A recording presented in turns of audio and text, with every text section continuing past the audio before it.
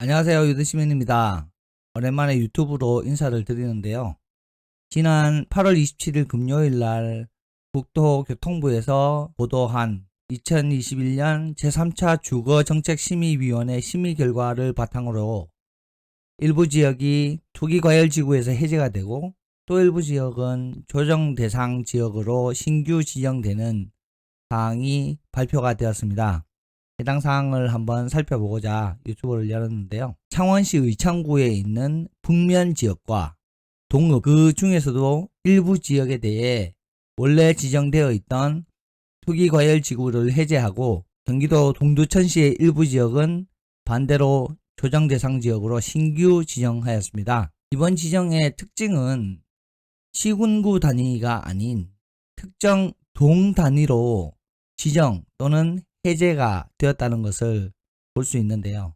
법적 정량 또는 정성 요건을 검토했을 때 시군구 단위로 지정을 하거나 해제를 하는 부분 자체가 현실적이지 못하다라는 것을 이제는 정부도 인정을 하고 있는 것으로 판단이 됩니다. 읍면동 단위로 조금 더 지역을 세분화해서 규제지역을 지정, 해제하도록 하는 주택법 개정 사항을 반영을 하고 있는데 실제로 합리적인 지정 그리고 해제를 위해서는 처음부터 반영되어야 했던 사항이 아닌가 하는 생각을 하고 있고요. 투기과열지구에서 지정 해제가 된 창원시 의창구의 북면 또는 동읍지역의 경우에도 실제로 거래량이나 매가 상승 여부가 크지 않아서 전체를 지정을 해제하는 것이 아니라 창원시 의창구 북면 무동리와 감계리에 있는 택지개발지구 같은 경우에는 여전히 거래량이 있기 때문에 그리고 또 매가 상승 가능성이 있기 때문에 과열의 가능성이 있기 때문에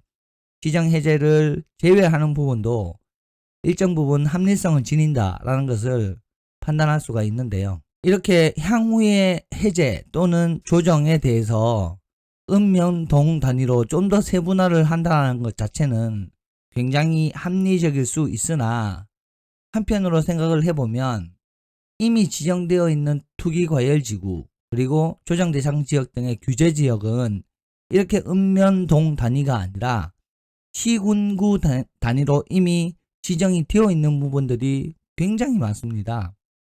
이들 지정사항을 좀 더 합리성이 있도록 변경을 하고자 한다면 이번 창원시 의창구 북면 또는 동읍지역처럼 전국에 지정되어 있는 규제지역들을 읍면동 단위로 분석하고 정량 또는 정성적인 조건에 도달하지 않는 규제지역들 같은 경우에는 모두 다 같이 해제를 하는 것이 더욱더 합리적인 정책의 진행이다 라고 판단을 하게 됩니다. 추가로 조정지역에 신규 지정된 지역이 있는데 바로 동두천시입니다. 동두천시는 수도권 중에서도 비규제지역으로 최근 가격의 상승세가 굉장히 크게 일어났고 그에 따른 거래량이 급증한 지역이 많은데요. 그 지역 중에서도 홍내동, 지행동, 생현동, 보산동, 동두천동, 상패동의 6개 동만 선별 지정을 함으로써 동두천의 일부 지역이 조정지역으로 규제가 됐습니다. 이번 해제와 신규 지정은 내일인 8월 30일 00시부터 대출, 세금, 그리고 청약 관련 규제들이 강화 또는 완화 적용되고 있기 때문에 이들 지정 또는 해제에 따른 부동산 시장의 변화를 한번 살펴볼 필요는 있을 것 같습니다. 실제로 과연 입지적으로 가장 북쪽에 위치하고 있는 경기도의 북부 지역에 조금 멀리 떨어져 있는 동두천이 최근 매가 상승을 할 수밖에 없었던 이유가 비규제 지역에 의한 풍선 효과였다면 이번 지정으로 인해서 거래량은 급감하고 가격은 안정될 것이 분명합니다. 근데 모든 규제 지역이 규제가 해제됐다고 해서 상승을 하는 것도 아니고 모든 비규제 지역이 규제 지역이 되었다 해서 가격이 안정되는 것도 아닙니다. 결국 실제로 이들 지역의 가격을 움직이는 주체가 투자자였냐, 실수요자가 같이 있느냐의 차이인데요. 향후에 동두천의 가격의 움직임, 거래량의 움직임을 보면 실수요에 의한 시장이었는지 투자자에 의한 시장이었는지를 살펴볼 수 있을 것 같고요. 그들 주체에 따라서 이 규제지역이 변동할 때 가격의 움직임이 어떻게 바뀌는지를 보면서 향후 규제지역과 비규제지역에 대한 접근 전략을 다시 한번 생각해 볼 수 있는 계기가 되지 않나 하는 생각을 합니다. 이번 정책에 따라서 저희 석세스도 프로그램을 변경을 해야 되는데요.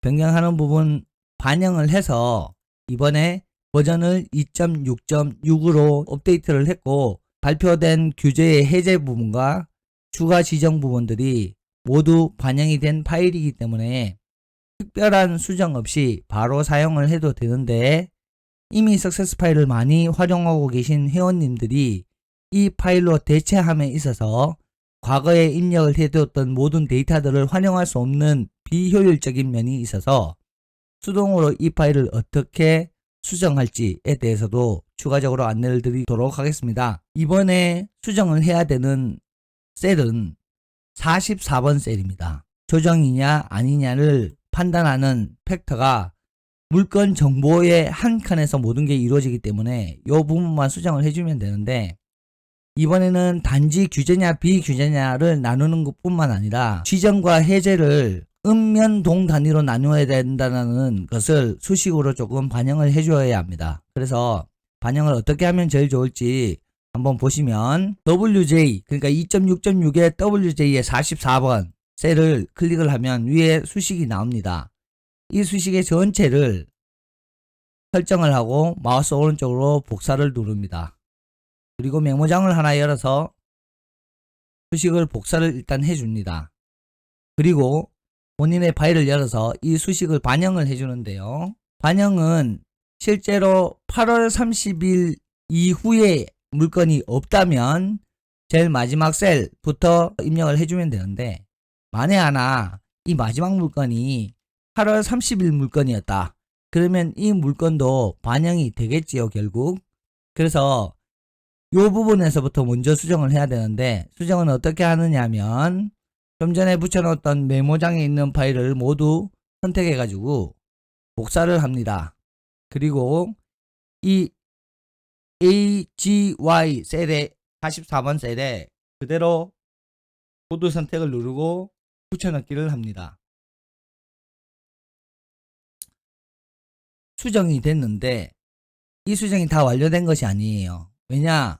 이 수식은 WJ 수식을 읽으라고 되어 있기 때문에 이 2245번인 물건에 열번호인 AGY를 읽어라 라고 수식을 다시 한번 변형해 줘야 되는데요. 44번 셀을 선택하고 컨트롤 F를 누르면 찾기 및 바꾸기가 나오는데 바꾸기를 누른 다음에 찾을 내용을 WJ로 해주시고 바꿀 내용을 AGY 무조건 AGY가 아니라 그 셀의 열번호를 본인 셀의 열번호를 해당해서 바꾸기를 누르는데 주의하셔야 될 게 모두 바꾸기 하시면 안 되고 바꾸기를 여러 번 누르셔도 안 됩니다. 바꾸기를 한 번만 눌러줍니다. 그리고 닫기를 합니다. 그러면 좀 전에 봤던 셀 우리가 수정했던 셀에 WJ가 AGY로 바뀌어 있음이 확인되어야 합니다. 바뀌어 있습니다. 그죠? 마지막으로 셀 모퉁이 오른쪽 아래편의 모퉁이를 잡고 마우스 왼쪽으로 클릭을 해서 끝까지 본인이 남아있는 공셀에다가 당겨서 복사를 해주면 지금 반영했던 모든 내용들이 차후로는 계속해서 반영이 됨으로써 8월 30일 이전에는 과거에 지정되어 있던 사항이 반영되고 8월 30일부터는 현재의 사항이 반영되도록 조치를 완료했습니다. 두 번째로 이번에 지정 또는 해제된 지역을 반영해줘야 되는데요. 다시 한번 샘플 파일에 들어가 보면 규제지역 현황이라는 시트가 있습니다. 들어가셔서 A, B, C, D를 선택하고 열 전체를 선택하고 복사를 눌러줍니다.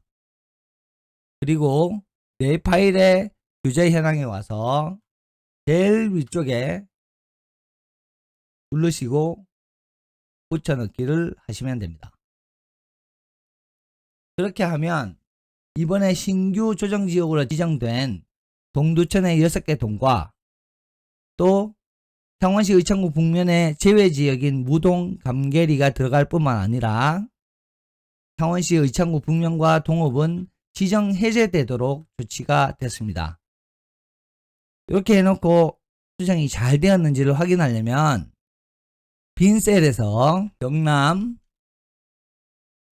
창원시라고 쓰면 안 되죠. 그죠? 창원, 의창구 자체는 투기과열지구입니다. 그런데 그 중에서 북면은 투기과열지구가 이제 아닙니다. 그런데 그 중에서 부동리는 투기과열지구가 유지되어야 하죠.